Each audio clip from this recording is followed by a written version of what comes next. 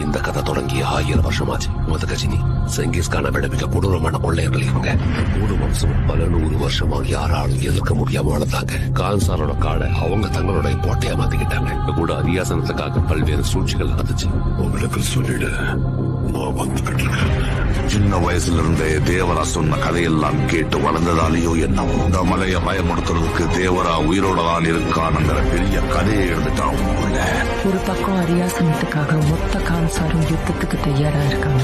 ஆயிரக்கணக்கான சௌரியங்கர்கள் அரியாசனத்தை எரிக்க தயாரா இருக்காங்க. ஆனா தேவா அதே அரியாசனத்தை வர்தாக கொடுக்கறதா வாக்கு கொடுத்திருக்காங்க. ஆனா அங்க ஏற்கனவே ஒருத்தன் தன்னோட கால் தரத்தை பதிச்சுட்டாங்க. அவங்க யாருக்குமே தெரியல.